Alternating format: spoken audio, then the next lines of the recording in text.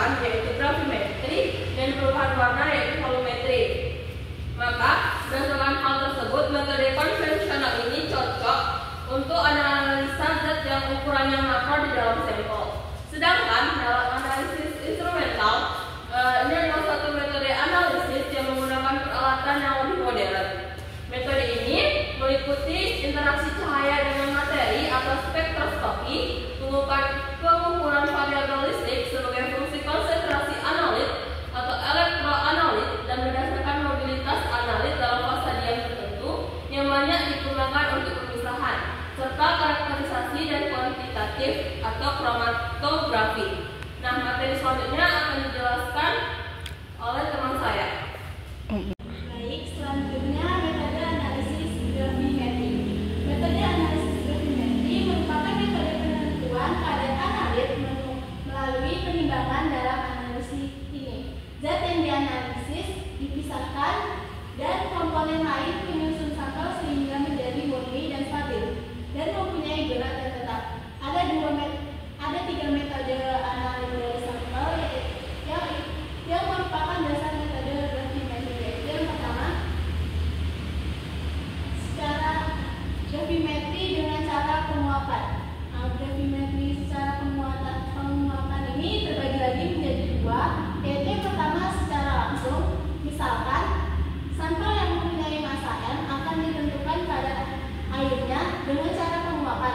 Misalnya tabung pengapung mula muat adalah M. Setelah semua air dalam berhantar tadi diuapkan, massa tabung adalah M kadar air. Dapat dinyatakan sebagai kadar air sama dengan M2 dikurang 1 dibagi M dikali 100%. Yang kedua, secara tidak langsung. Kadar air ditentukan melalui penimbangan massa zat sebelum dan setelah penguapan. Misalnya pada zat sebelum penguapan adalah M1 dan setelah penguapan adalah M2. Maka kadar air sama dengan M2 dikurang M1 dibagi M1 dikali 100%. Selanjutnya, gravimetri dengan cara elektrolisis. Pada cara ini, larutan yang mengandung analit ditempatkan dalam sel elektrolisis. Setelah beberapa lama, terdapat endapan logam pada katoda. Masanya ditentukan dengan cara penimbangan. Selanjutnya, materi akan disampaikan teman saya. Nah, baik, pada cara yang sudah diuraikan tadi, analit yang mau ditetapkan diindahkan dari larutan dalam bentuk senyawa yang sulit larut atau tidak larut. Nah, kemudian disaring, dicuci, dan dikeringkan hingga beratnya tetap. Biasanya suhu pengeringan di atas 100 derajat Celcius. Selanjutnya ditimbang. Kadar analit ditentukan berdasarkan sinyal stabil yang terbentuk setelah pemanasan. Nah, faktor yang menentukan hasil dari analisis gravimetri ini yang pertama yaitu endapan sedemikian rupa tidak larut dalam pelarut sehingga tidak kehilangan aralit pada proses penyaringan. Yang kedua, kadar krisis endapan harus sedemikian rupa dapat dipisahkan dengan larutannya melalui proses penyaringan. Dan yang ketiga, endapan dapat berubah menjadi senyawa murni dengan susunan kimia yang pasti. Ini perlu untuk perhitungan penentuan kadar analitnya ini. Selanjutnya akan disampaikan oleh rekan saya. Kemudian metode analisis volumetri. Analisis volumetri atau hiprimetri merupakan metode penentuan berdasarkan pengukuran volume di mana sejumlah zat yang dianalisa direaksikan dengan larutan standar yang sudah diketahui konsentrasinya. Berdasarkan reaksi kimia yang terjadi, volumetri dapat digolongkan sebagai berikut. Yang pertama ada asidi alkalimetri yang penetapan kadar analit berdasarkan reaksi asam basa.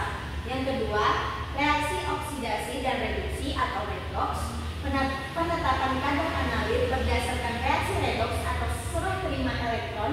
Contoh metode ini adalah permanganometri, serimetri, iodometri, dan bromatometri. Dan yang ketiga, reaksi pengendatan berdasarkan kadar analit berdasarkan reaksi pembentukan endapan. Contohnya argen yaitu reaksi pembentukan kompleks atau kompleksometri. Penetapan analit berdasarkan reaksi antara analit dan ikrar melibatkan reaksi pembentukan senyawa kompleks yang stabil. Materi selanjutnya akan dibacakan oleh rekan saya. Baiklah, ada peralatan analisis gravimetri dan volumetri. Nah, alat yang pertama di situ ada glass beaker. Nah, fungsi dari glass beaker ini dia berfungsi sebagai tempat melarutkan atau memanaskan suatu zat. Yang kemudian ada neraca analitik. Neraca analitik ini dia berfungsi sebagai menimbang suatu zat padat. Kemudian ada pipet volume. Pipet volume ini dia berfungsi sebagai mengambil suatu volume dengan ketelitian yang tinggi. Kemudian ada buret. Nah, buret ini dia sebagai tempat ikrar pada titrasi. Kemudian labu ukur. Labu ukur ini berfungsi untuk menyiapkan larutan dalam kimia analitik yang konsentrasinya dan jumlah yang diketahuinya sangat tinggi. Kemudian ada pipet ukur. Nah, pipet ukur ini dia berfungsi untuk mengambil larutan dengan ukuran tertentu. Kemudian gelas ukur. Gelas ukur ini dia berfungsi sebagai untuk mengukur suatu larutan. Kemudian ada Erlenmeyer yang berfungsi sebagai tempat mereaksikan suatu zat. Next. Nah, kemudian ada oven. Oven ini dia berfungsi sebagai untuk mengeringkan suatu zat atau alat dari laboratorium.